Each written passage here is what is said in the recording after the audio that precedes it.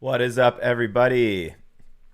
How you all doing? It is Friday, a new day for us at WA Production for our weekly live streams. We are doing something a little bit different starting today.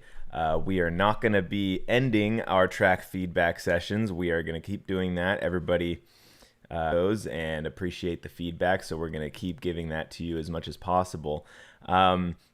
But we're going to be adding in some new stuff. And for this week and following weeks, we're going to start off with a production session where I can kind of show you some of the tips that I use and tricks and techniques and different things. And then you guys can ask questions. I think in the future, we might set up our own Discord channel just for the Q&A portion and everything, just to make it easier. This week, we're going to stick to the usual YouTube chat.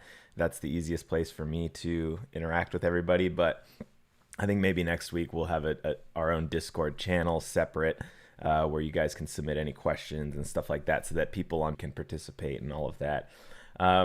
For now, though, you can submit your tracks up at the top. We'll get to those a little bit later. The link should be open. The channel on our Discord server should be open. You can submit your tracks as usual. We will get to that in the second part of the experience today. Yeah, I'm looking forward to this new format. We did a bunch of questions to our friends on our Instagram accounts, as well as in Discord and some other places, and with all the feedback that we got, we're making some what we think will be improvements for you guys to give you more value out of these. And, we'll always take any constructive criticism or added suggestions along the way. So feel free to include those as we go.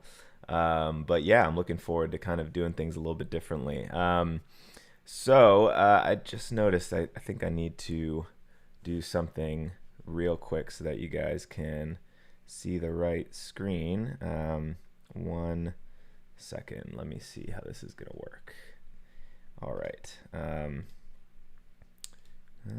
Hold on. Okay.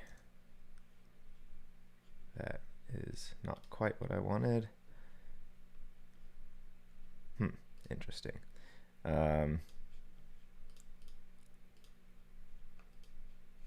1 second, guys. Sorry. I just want you to be able to see my DAW real quick, because I'm going to go through some cool stuff. Okay. Oh, I know why. Okay, hold on. Gotta make this a bit smaller so it fits on the screen. Oh, not that. Gosh.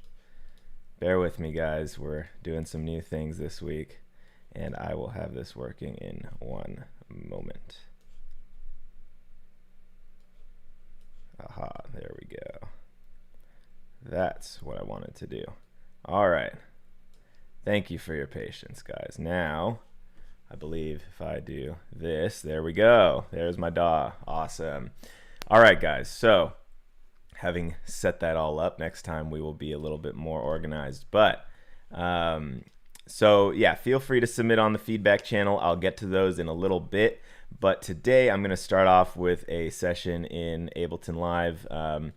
Probably most of my live sessions will be in Ableton. That's the one I'm the most comfortable with. But what I'm going to do is I'm going to try and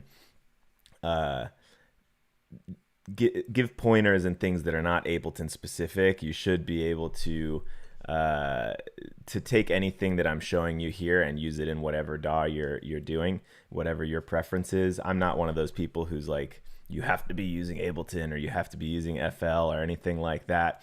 I think that you can make great music in whatever DAW you're in, as long as it's the one you're most comfortable with and willing to spend the time to master. So Ableton's what I started with way back in the day. I've never switched, but I am proficient on Logic and a couple other things as well. But Ableton's really my main joint here. So to start things off, since this is our first one, I just wanted to kind of go through and give you a bit of the secret sauce that I use on my productions in terms of how I typically set things up, and how I structure the template for my tracks. I'm a big proponent of working smarter, not harder. And so I like to start a fresh track with a template that makes me do at the least amount of work possible to get in and get producing. I do know people who don't like to do it that way. I don't quite understand it, to be honest. I mean, people who start with just a blank template, it just provides a lot more work. You have to now create all the groups, create all the, instrument tracks and whatever returns and all of that.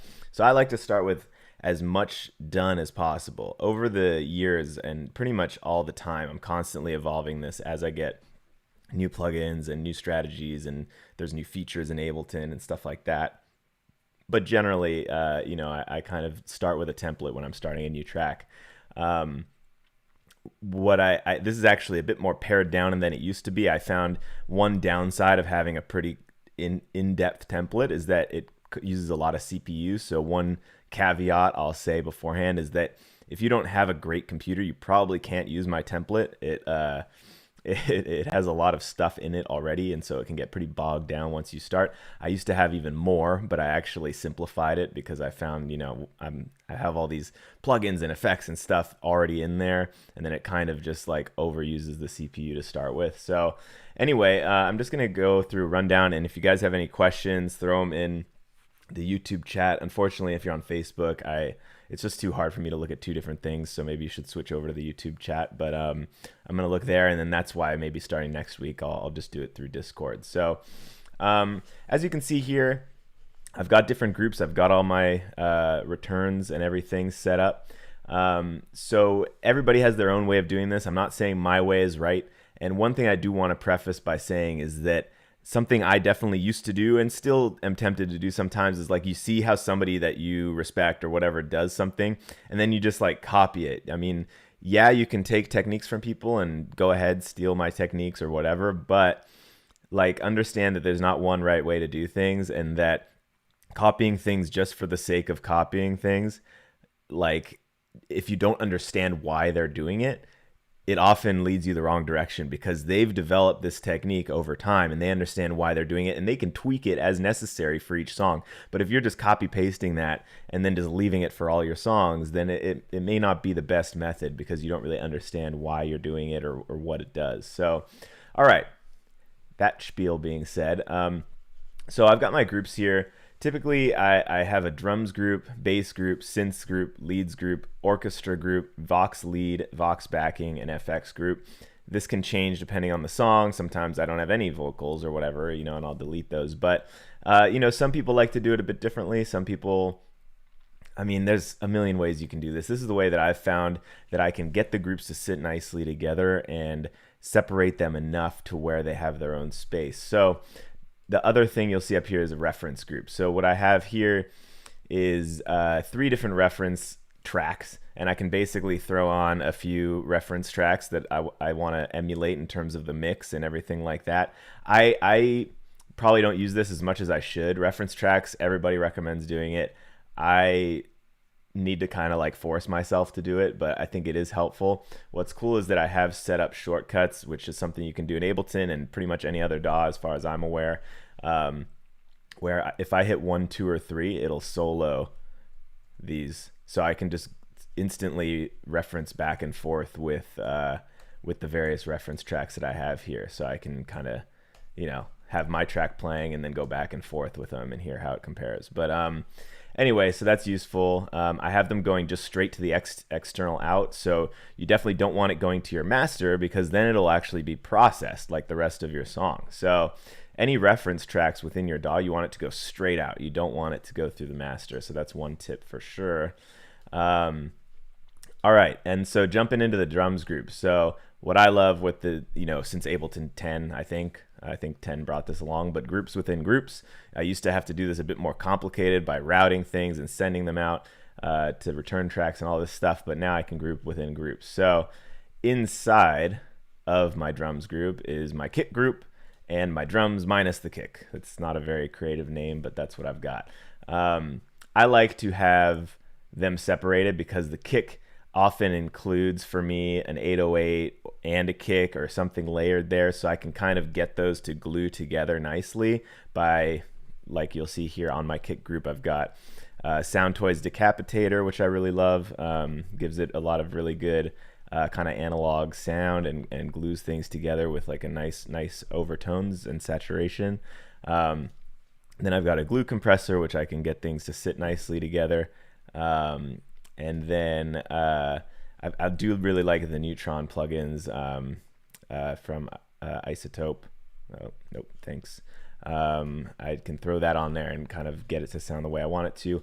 And if you'll notice, this is something I recommend, especially beginners don't usually realize this, but every single track in your mix should have a utility plugin or whatever your associated gain effect is in your DAW.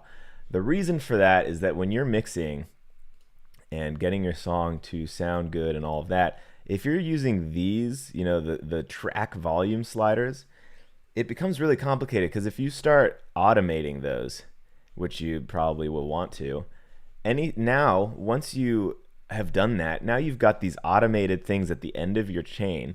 And then if you need to adjust the volume of that track, it becomes really difficult, because now you have to like do a select all, pull it up, pull it down. So I usually recommend the only time you should touch these is like at the end of your mix. And if you need to adjust something like, oh, that's a little too loud, I've already done the automation within the track.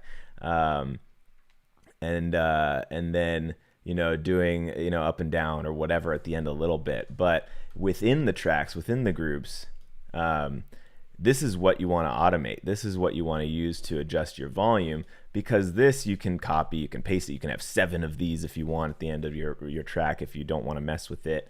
But this guy you only have 1 of. So that's something I just want to clarify there. No, this is not cracked Ableton. Is my screen not showing the whole screen? Oh, I always hide my toolbar because it's more space on my screen. I think that's kind of obvious. It's full screen mode right now, homies. I'm not cracking anything. Anyway, OTT on the master. I'll get there. I haven't gotten to the master yet. You'll see my mastering chain is just 7 OTTs. So anyway, this is the kick group. Ghost kick, everybody has their own way of doing this. I'm kind of changing things up a little bit. I'm using more MIDI. It just kind of depends what compressor I'm using for sidechain. But for beginners, I'm sorry if I get a little too far advanced. I'm trying not to, but if you understand what sidechaining is, you can have a sound like your bass or your synth or your lead dip every time that another sound plays. So usually the most common way of doing that is like synth dipping or ducking whenever the kick plays. So you have that pumping sound, and so it's a good way to make room for your kick and get it to sound forward without everything playing on top of it. So another way you can do that is, rather than tying the actual kick that you're using to the sound, a more precise way of doing it is to use a ghost kick or a MIDI click if your DAW supports that. And basically you can have the exact same kick or the exact same sound causing the ducking in all of your tracks or throughout an entire track. What's nice about that is that it's exact and it's the same every time. The problem with doing typical side chaining to a kick, which can be the better route. If you want to do it very designed around a specific kick, then you can do that. But doing it around the kick that you're using can be pretty wide ranging, because that kick is going to sound different. It's going to have a longer tail or a shorter tail. It's going to have a higher transient, a less pronounced transient, stuff like that. And so doing it that way can cause a very big difference in how the ducking is performed. So using a ghost kick, which doesn't play, if you'll notice, I've got this just going all ins. It doesn't actually play a sound, but I can have it playing right here. And basically I can have, my MIDI, loop or whatever playing, and you won't hear it, but it'll be causing some ducking in the side chain. So that's always useful. Anyway, and then an 808 right here. I've got some stuff on here. One cool plugin that I really like that I recommend for you guys is Track Spacer. I basically, thank you for the question, Audio Trackers. I'll try and get to that as well. Track Spacer is dope because what you do is basically it's a side chain without the compression, and you are basically taking one element. In this case, I've got the kick side chaining the 808. But what it does is it takes the exact frequency spectrum of that kick and dips out of the 808. And so I use track spacer on like everything, because basically I can do the same with my vocal. I put my vocal sidechain to my leads and my synths so that the leads and synths don't duck out of the way completely like with a sidechain compressor, but only the pieces of it that are conflicting with my vocal do. So it's a really great way to get those vocals to sit nicely on top of and into like a puzzle piece rather than just ducking everything else, and so it kind of sounds disjointed. So I really like track spacer a lot. I'm sure I'll talk about it more in future episodes. And then, okay, once I've got that, I've got my various different pieces of drums here. This, by the way, does not mean this is what I usually end up with on the track. I usually start with something like this just to get me started. But then, if I feel my crash needs some sizzle, I might add, some redux, bit crushing to it. I might, for a snare, add another compressor or like, some saturation or something. I mean, there's always different things I will do to it. This is just the very beginning so that I can quickly jump in, do a quick EQ or something and get the sound in there and not have to create a drum track, create a snare track, create all this stuff. So one thing you'll also notice is colors. I think colors help a lot. I always sometimes people send me their projects and I'm like, how do you keep this organized? And so having a good template to start with makes it way easier to keep organized, because I get it. There's a temptation just to start with a blank sheet and just start making tracks, but then you've got 15 tracks and they're all in different places, different colors, and it's just like craziness. So for me, keeping it color coordinated is like super, super vital and makes it just so much faster for me to make stuff. All right, then jumping into, and then on the drums group, usually I'll have, like some sort of neutron or whatever doing, some sort of chain here to get it to sound good. Maybe another compressor, maybe ozone to add some a little bit of saturation, and a limiter just because those drums need to be punchy. But that's just, again, it just depends on the song or whatever. After I'm done the drums group, I'm going to try and answer your guys' questions, by the way. And then also one cool little trick I actually mentioned recently on Instagram is, I think a lot of people don't realize you can use a De-Esser on things that aren't vocals. And so if you have any sort of element that has pretty harsh highs, within reason, you can throw a De-Esser on it and get those just to chill out. Rather than using EQ, you can just push down and compress those highs, that harsh part a little bit, and that can help a lot. Understand that when you're making music, if you have like maybe one element having high end doesn't sound like a big deal, but when you have 20 that do, it starts to become super harsh and all that. So sometimes, I'll just throw it on the drums group and just give it a little bit of de-essing so that it doesn't have this harshness. But you can also do it on individual drums if you want. It's not something you need to put on every single one, but it's something you can do. So that's the drums group. All right, so trying to answer a few of these questions. Let's see. What's the best way to mix vocals on a tech house track? I mean, I think it's with tech house, I mean, it's usually like you've got like some, I don't know, I guess there's a lot of different kinds of vocals you can do on a tech house track, but I wouldn't say it's any different to a different track. I mean, you obviously have some artistic differences in the way that you present things in a tech house track versus another genre, but somebody recommends CLA vocals. I actually do really like that one. It does keep it pretty simple. One thing to note, let me actually just pull it up. I think I have it here. Yeah, okay. Don't mind that I'm putting it on a bass track. I'm just throwing it on here to show you guys. Oh my goodness. Wow, that just crashed Ableton. Okay, all right. Sorry about that, guys. Maybe I used the wrong one. Must have been the cracked one. Just kidding. It's not cracked, I promise. Give me 1 second, I guess. Jeez. That was annoying. I guess I think maybe my VST version's not working or something. But anyway, while that's loading, I was just going to say within CLA vocals, it has these faders on each thing. There's like a fader for compression, for delay, for reverb, for I think like high end EQ, and like a few other things. Understand that if those are turned on, if there's like a button that just goes green, if you have those on, even if they're at the midpoint where they start, it's having an effect. So understand that if you don't want one of those effects to be on, you have to turn it off. You can't just leave it where it is and assume it's not doing anything, because it actually is. Give me a second. Sorry, guys. That was embarrassing. That my DAW doesn't actually crash very often. That's funny. Okay. I'm going to try one more time with a different version of it. Maybe just that version was messed up. Let me try the audio unit. Aha! Okay, that was weird. All right, so this is what I'm talking about. So right now it looks like everything's off, right? It's at 0 or whatever. Not true, because these are all on.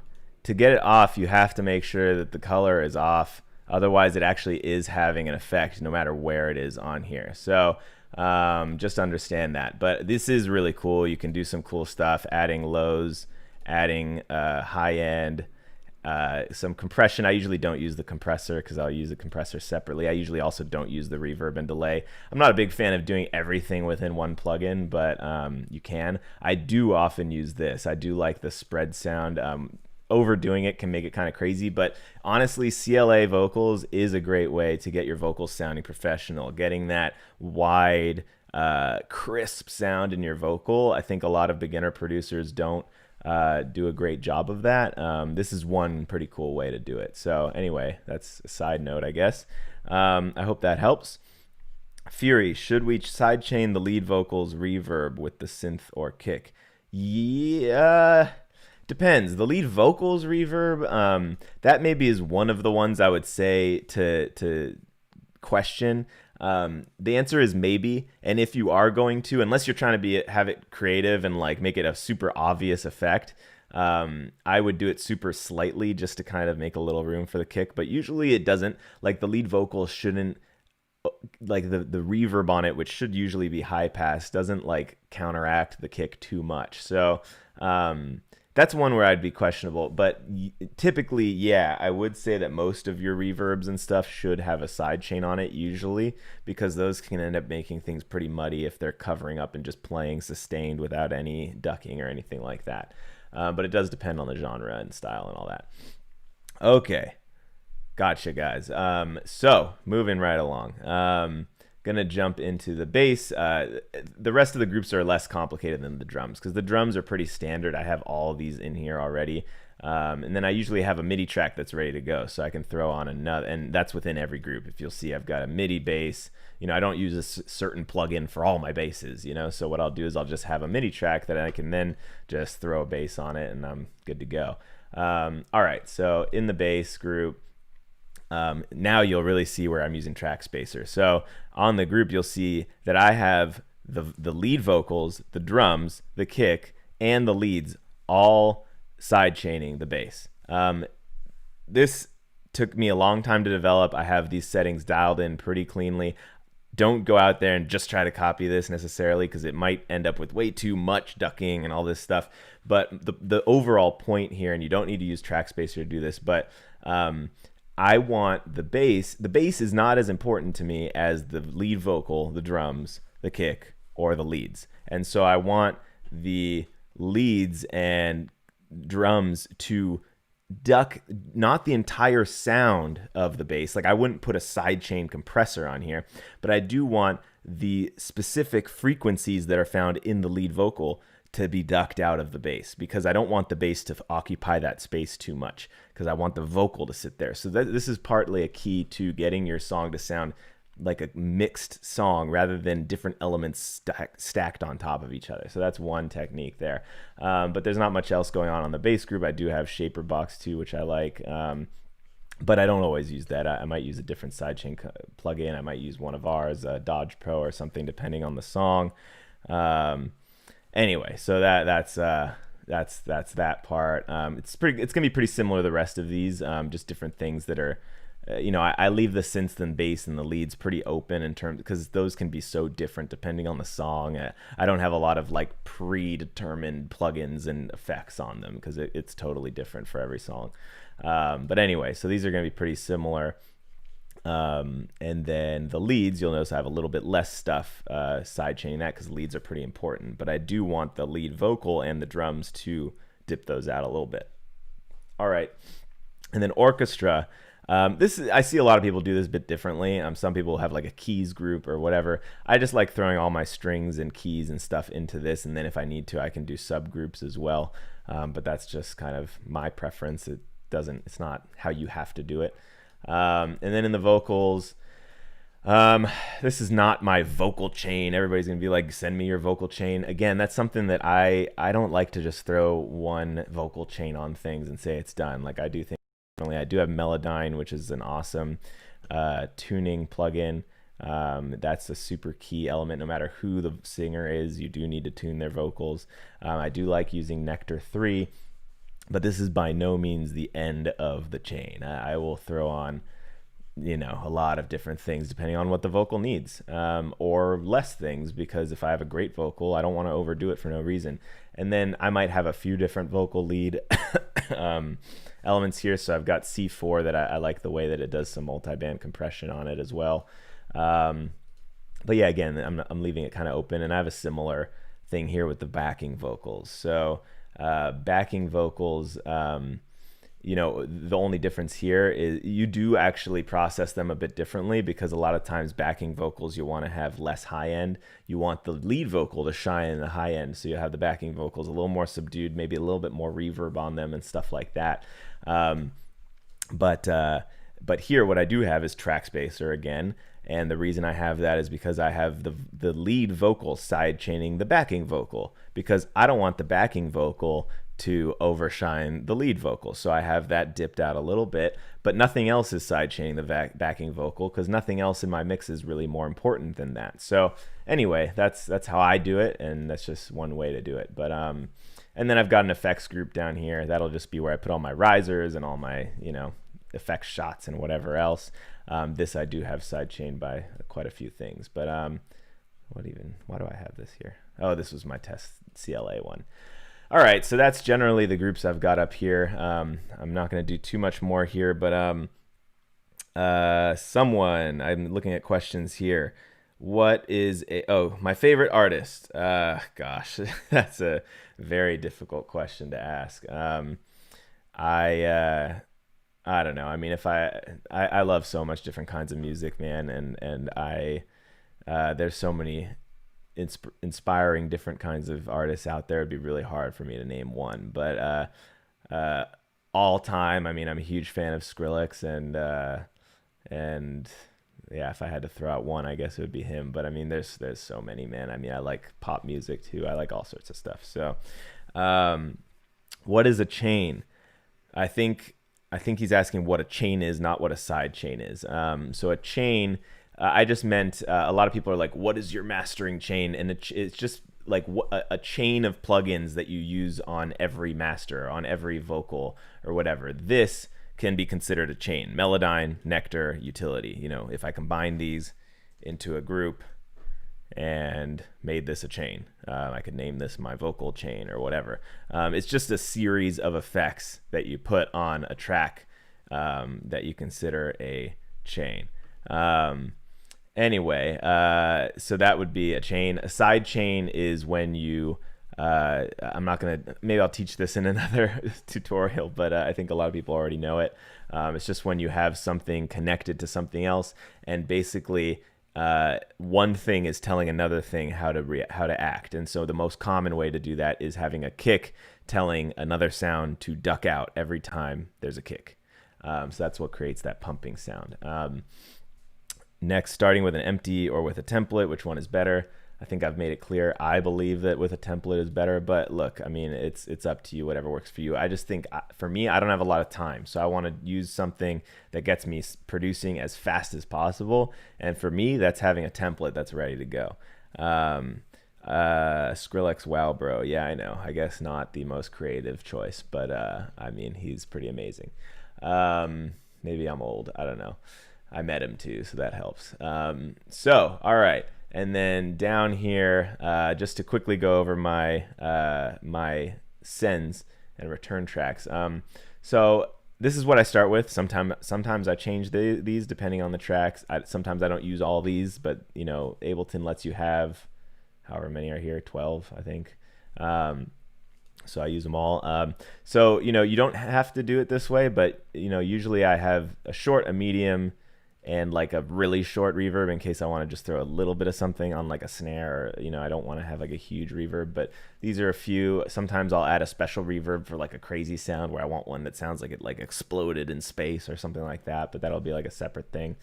Again, these are all color coded. I just like to keep them organized. And then I've got 2 delays. I'm using Echo Boy. I really like that one from Sound Toys. These a quarter note straight delay and an 1/8 note ping pong delay. I like to have those too, and then sometimes I'll change it up, but those are kind of like my go-tos. I've got a chorus, Blue Cat chorus, I think is what it's called. This one I like because it gives it a lot of wideness to the sound, and then this one, this doubler from Waves, I like it because it gives it just like a very chorusy sound. I don't know if that makes sense, but I use the other one more for width, and then this one sometimes when I just want to give it that chorus character. I do also use our chorus plugins and all of that too, but a lot more often directly on the track, and I'll bring those in whenever I want to use one. And then just got the stock rectifier here, which gives it a really, like, for something that I want just some like real crunch on it, I'll throw that on. Same, this one, I love Camel Crusher. I don't even think that you can get it anymore. I don't even know how I have it working on here. I thought it was a 32-bit plugin, but anyway, this one's just a clean saturation. And then this one I like to call Subcolor. It's a little chain that I created. Here's an example of a chain. I've got a Fab Filter Saturn giving some saturation. I've got a certain EQ on it, and then this stereo widening. And this one I only ever throw it on a sub, and if I need like a little bit of crispness on the sub to give it a little bit of overtones, it just gives it a little bit of crunchiness so that the sub isn't purely sub frequency info, and then you can actually hear it on crappy headphones or speakers. So and then the last one here is parallel compression, which maybe I'll go over another time, but that's something I like to use too, sometimes on vocals and things like that. Thank you, Fury. You like Comb Bear. That's our Arkham plugin with a bear on it, so thanks. All right, guys, so I think I've done enough going through my whole thing. I guess oh man, maybe I shouldn't go over the master chain. I'll do it really quickly, and then sometime maybe I'll go more in depth. Here is a master chain that I start with. Please don't just go out and copy it. It's complicated, and it's not something you should just throw on every track. But typically I start with Ozone 9. I really like that for mastering, and then I use some combination of this chain here. A lot of, you know, again, I could spend hours just telling you about my mastering chain. This one's really cool. Actually, the guys who master for Slander told me about this one. This gets you can use some upward action to get your. It just makes it sound massive when you're mastering a track. It's huge. An EQ here, another EQ here to roll off the bottom. Max bass, which I really like, which can make your bass show up on, you know, crappier speakers, because it creates a higher overtone for your bass sound, so that even if your speakers don't have low bass, it tricks your ears into thinking that it's there. It's pretty cool. Sometimes I use this. It's like a one knob mastering thing. Sometimes I don't, not usually. 4 layers of the invisible limiter from AOM. I like that one. It's pretty clean. And the reason I have 4 is because that way I'm not making a limiter do all the work, a single limiter. So I always like doing it this way. I find that it ends up with a cleaner sound. You do a little bit of limiting through 4 different limiters rather than a ton of limiting on one limiter. So sometime I will talk about why I do all these things and the reasoning. I don't have time to do that today because I want to get to some of your tracks. And then I've got some metering plugins. I like the Brainworks BX meter, and this one's actually, you can get this for free. Sure. And then down here, I've got a way to check it in mono, which is always something I recommend, because if your song doesn't sound good in mono, it's not going to sound good on a lot of different speakers. So, okay, I have done enough on this today. Yes, I do not have OTT on my master channel, and never do. So just something to consider. All right, guys. So we have sped through this today. I am going to jump into some of your tracks. Thank you for listening. I hope that that was helpful for you. So today we're going to start with Embargo, Inside the Ride.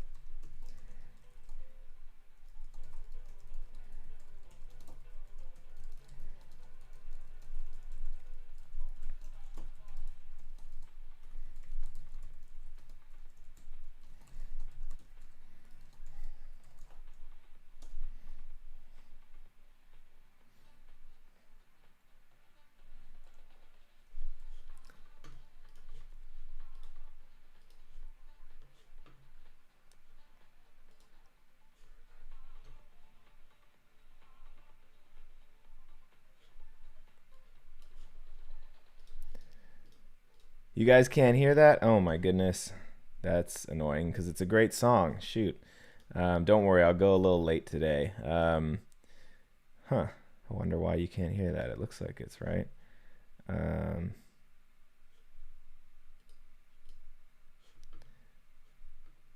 Somebody said fire, so I guess nobody can hear. Okay. That is strange. Sorry, guys. I'm not sure why. That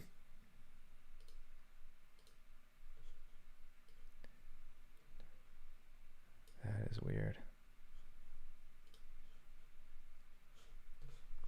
Give me 1 second. I'm sorry, guys.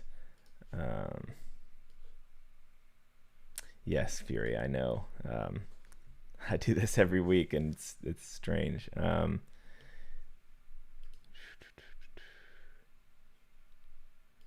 That is very strange.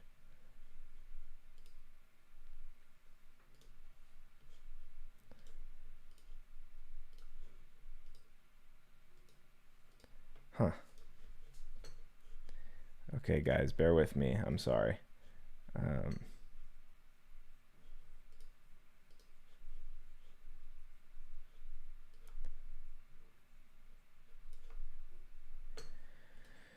I'm going to keep this playing so that if you start hearing it, let me know.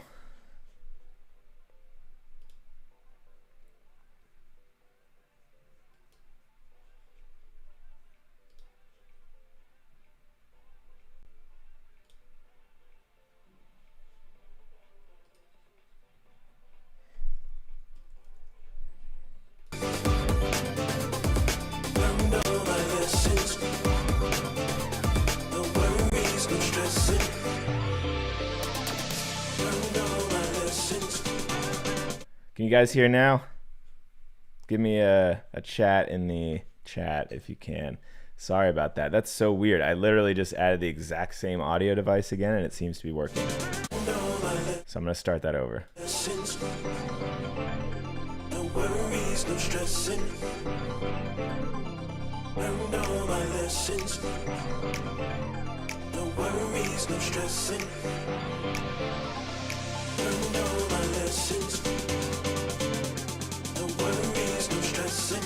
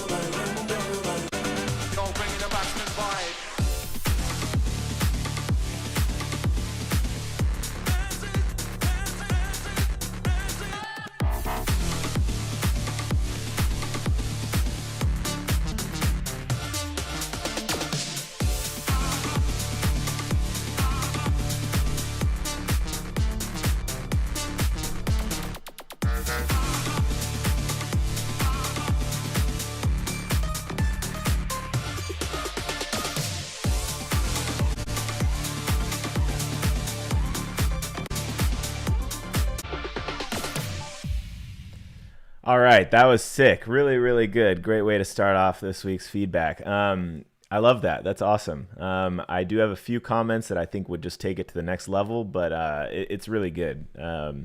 So firstly, it's really just like two things, and they're minor. Firstly, I think that drop, I could feel it more if that bass synth was just maybe just louder. I don't know. Like, I mean, maybe you need to raise both the bass and that like synth that's on top of it. But right now I don't really feel that bass as heavy as it should. And so I think that in respect to that, your little clicks and I guess leads or whatever you want to call it on top, they currently sound a little too loud to me. But I think rather than reducing those, I think you just need to push up that bass and synth a little bit, that bow wow, you know, that's almost your lead, man. And I think that just needs to be like hitting you, you know. And so that's one thing I would do, just to get it to really be like bow wow, like right as it drops. And then the other thing was I think over here. No, that wasn't it. Maybe here. There. So there's a bunch of fills like that I feel are a little too empty feeling. And I think maybe there's two things you could do. There's like that little click. It's too quiet. So you could raise that up and that might just solve it, or just make it a little more interesting. Like have something else happening in that fill, I think would be cool. Like that little, it's like it's so quiet that like, I think, and I actually mentioned this last week, I think a lot of times you do these fills, but like you leave things at the same volume that they are in the rest of the track. But like when you do a fill where there's only one element, that element needs to be loud. Like that needs to be like filling the space. And so that's one thing I would say. But really, those are like two minor things. But the track is great, man. So really nice job. I don't have too much else to say about it. So great job. And guys, I still am gonna go random order for these. So I'll try to get to as many as I can today. I know that I delayed some stuff today. So let's see here. I got Rave Money by Starbeats. Here we go.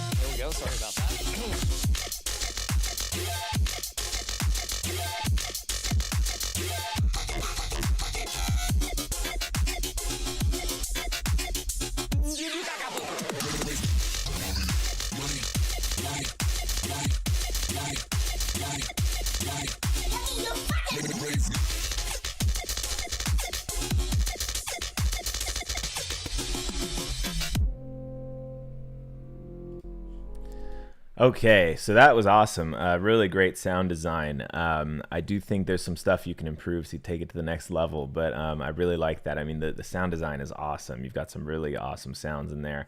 So if you made those yourself, that's really great. So one thing would be these transitions are too abrupt. Like one example is right here. Like there's no reverb from this part going into this part just to like kind of make it feel like it's the same song. There's not a lot of like preparation to make you feel like you're going into a new section, and that happens throughout the song. So you do need to get a little better at your transitions because it's a bit jarring right now.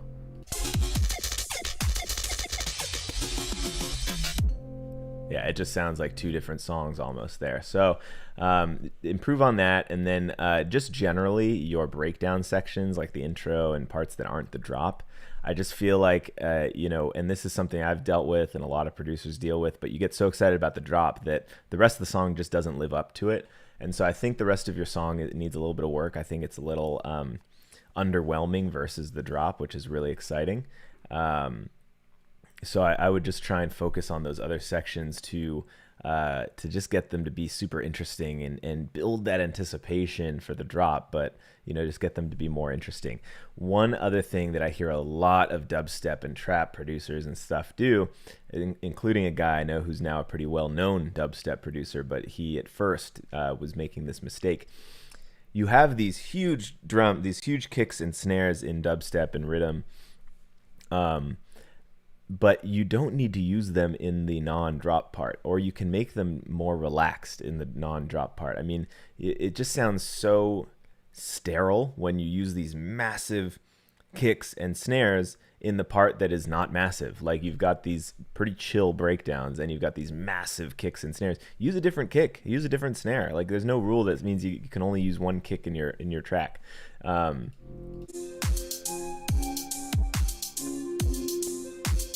Like that just to me sounds like a dichotomy that just does not fit together. You should have a really chill kick there and like have it sound almost hip-hoppy, and then in the build bring in like a bigger kick or something and like have it go from there. But it just sounds very like a robot walking along, and in the drop that's what you want, but in the breakdown I don't really think that's true.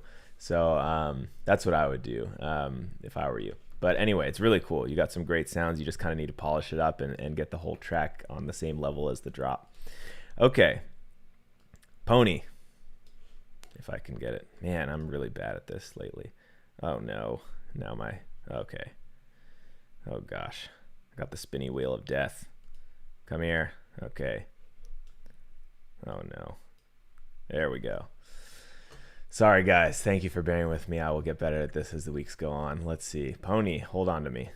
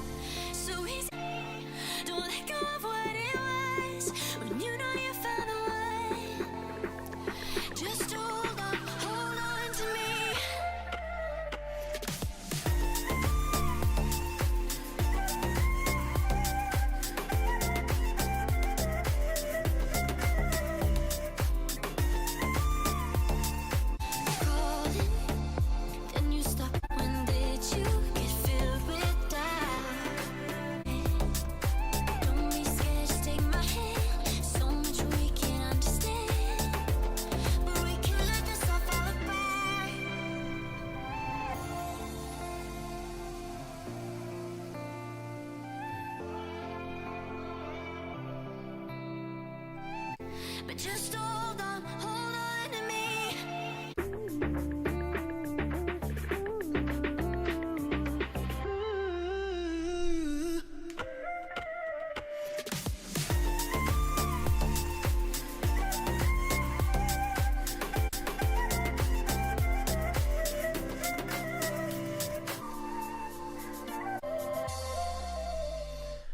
Okay, sorry for skipping so much, but dude, that bass is out of key.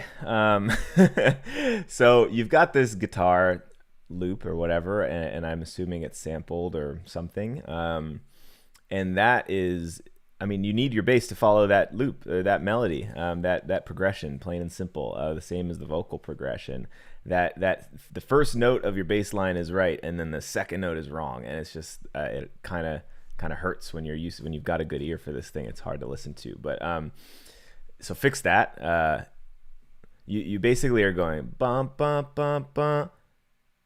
I can't even do it. It's like hard for me to like sing the wrong notes. But it needs to go bum bum bum bum bum bum bum bum instead of like bum bum bum bum. Like it's like the wrong note. So anyway, listen to that. Make sure that's fixed. Other than that, I mean, there's a lot of reverb, and there's a lot like there's just a lot of like messiness and muddiness in the track. So you need to use some of my tips from earlier for sidechaining things. You probably need to just tone it down on the reverb. Yeah, there's just a lot of like mix issues where things are just kind of a little too loud, a little too quiet. I mean, I like the overall concept. I think if it was in key, it would be pretty nice and good chill song, pretty cool. But yeah, that bass is just not playing the right notes. Yeah, I mean, overall, I mean, it's just a little muddy, and you just need to kind of clean up some stuff as well. But first and foremost, get that bass fixed, and then maybe send it back in another week. But yeah, I think it's got some potential. I mean, the vocal's pretty cool, and there's some definitely good elements in there. So thanks for sending it in. Alrighty, next we have Bless My Soul, Audio Trackers remix.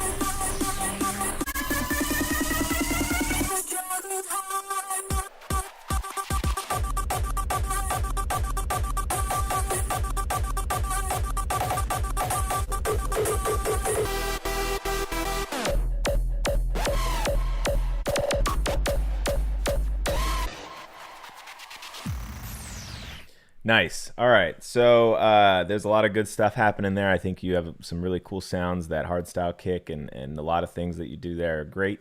So one thing I see a lot of producers kind of seem to forget half of the build up is also the build down. And what I mean by that is that you've got to build this energy, and then it needs to release and explode. And so in this track, you've got the build ups, but you don't have the release.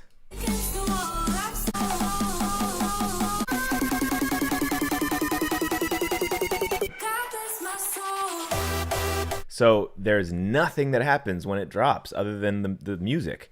Like you need to have an explosion, like psh, like a downer, a down filter, whatever it is, and something needs to happen there. You're building up. It's like you're pumping up a balloon, and then it needs to explode, or you need to put pressure into a bag, and then it needs to open and go, like it needs to have that reverse effect. But you don't have anything happen in the drop, and so it just is like a build up and then nothing. And no matter what amount of craziness you do in the music, it's not going to sound. You're not going to feel that release of energy unless you have something release. So that's one thing. Another is I think there's parts where you're just trying to do too much. You've got like some crazy rhythmic stutters in the hardstyle kick. I think around here or something that just like they sound almost corny. Like they're just not necessary. They're too complicated. So I would chill that out a little bit.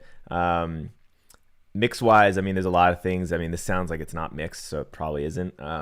There's things like the snare being too loud and like some other things that just are not the right volumes. And then one big thing too, especially in the beginning, this piano is just the timing is off. I'm a big fan of not going directly on the grid. As far as like Ableton and stuff make it so easy to just put everything perfectly on quarter notes or whatever. But this just is too far off.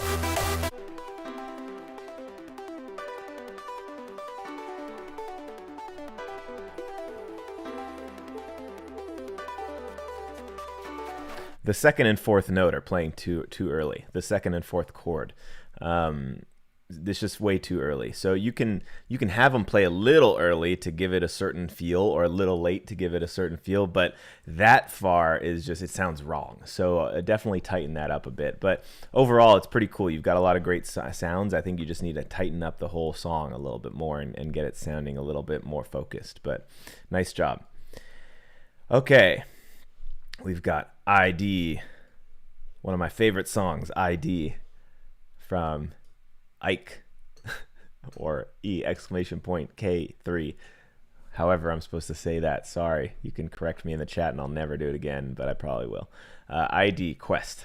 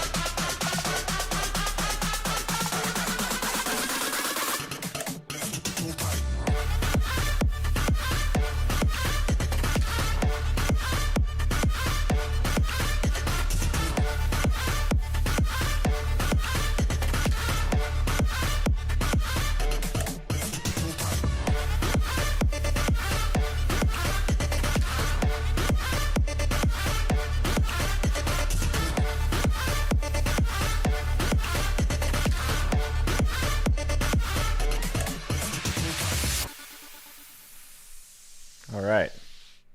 Cool. Yeah, I like that. I think it could use some cleaning up in terms of the mix being a little. There's some issues a little bit, but not too bad. as I think you need to add some more elements. I think that, for example, in this build, you've got just the one synth that's rising up, but like a lot of people don't realize, but you know, there's a lot more than just, you don't just add one riser and then that's your build. I usually have like 6 layered in different parts. I've got one that's 16 bars, one that's 8 bars, one that's 2 bars. You know, I've got different risers that I mix together and have them create this big sound, you know? And so right here,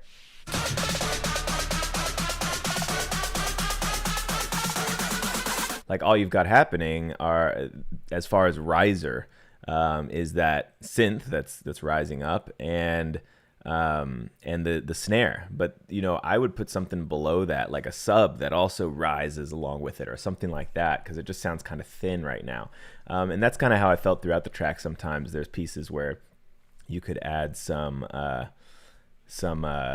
added ear candy or elements in there, but overall it's cool. I just think that you need to kind of flesh it out a bit more, and it sounds like it's not really finished yet. But yeah, I mean, just it's cool. I mean, I think that it maybe, and I don't want to make this sound bad, but like maybe sounds a little dated, you know? I mean, it doesn't sound like something fresh and new that I haven't heard before. But you know, that's fine. If you like it, that's great. So keep working on it and get it to that next level for sure. Okay, Dracula by Epidemic.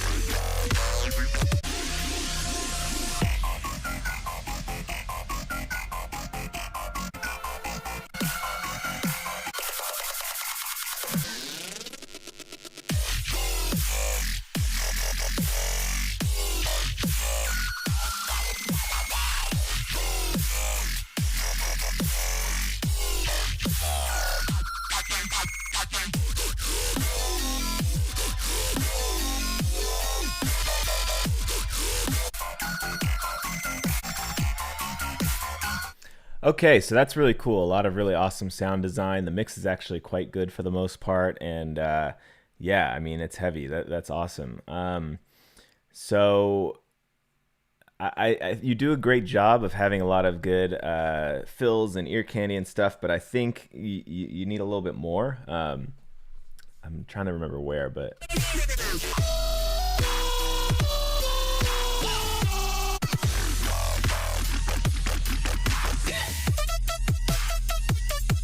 like that's another example, another thing I was going to say, not what I was just talking about, but there are certain leads in here, and you do a great job of having tons of different sounds, which I like. I feel like sometimes people get too repetitive with the same sound in this kind of genre, and this is great. But you've got some leads in here that are kind of just too thin, a little too high, because you've got these amazing filling growls and stuff.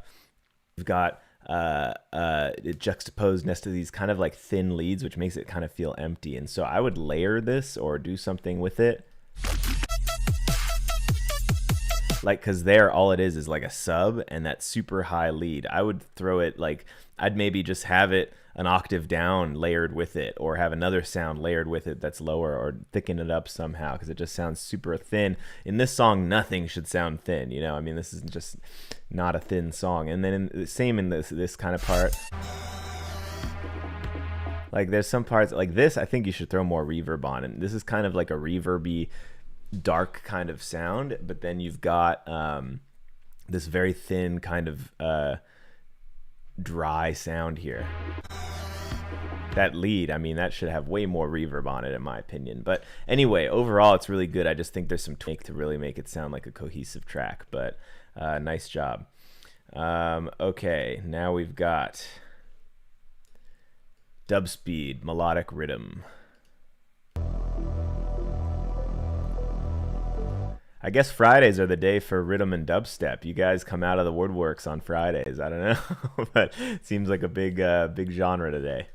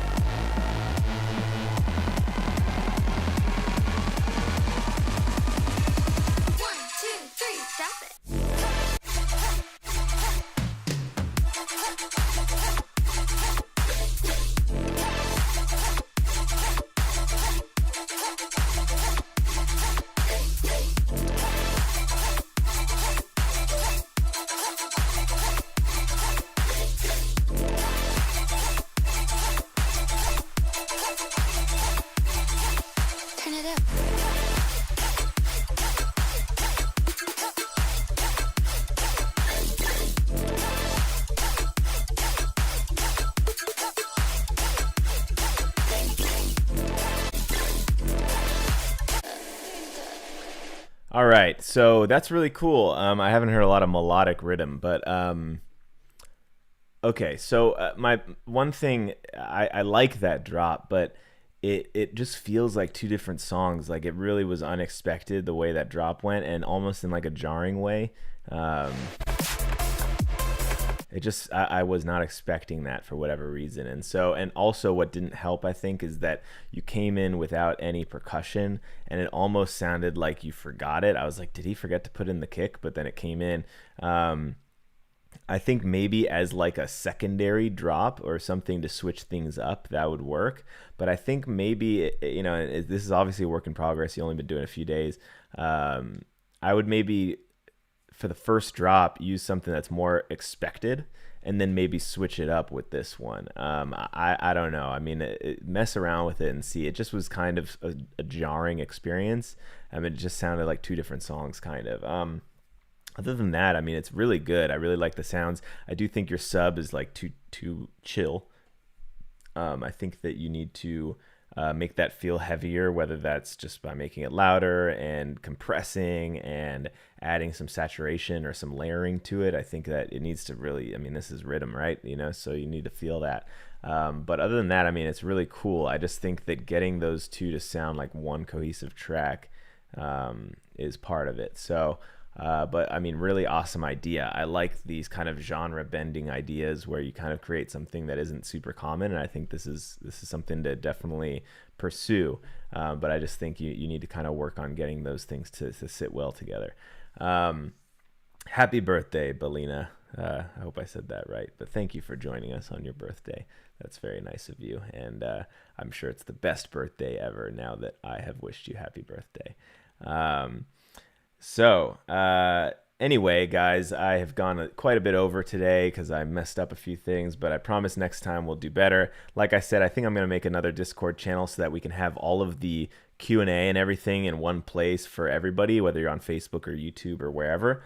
So that'll be cool. I'm going to keep doing things to improve. Send me a message on Discord or in the chat, not in the YouTube chat, but on Discord, on the general chat, or just directly to me with any suggestions or ways we can improve. This is like the first step, doing it pretty basic, but like I said in my posts on social media, I'd like to do some cool stuff, like maybe bringing on some producers to do a guest session or some Q&A or something like that. We're going to do some cool stuff. So stick around. This is just the beginning. If I didn't get to your song today, I'll do my best to get to it next time. But I hope that you guys learned something today, and that's really the goal here, is to provide you with some good free lessons and content and feedback and all of that. And so we're going to keep trying to get better and giving you guys a better service. But that'll be it for today. This is Josh from WA Productions signing out, and I wish you a great weekend, and I will see you next Friday.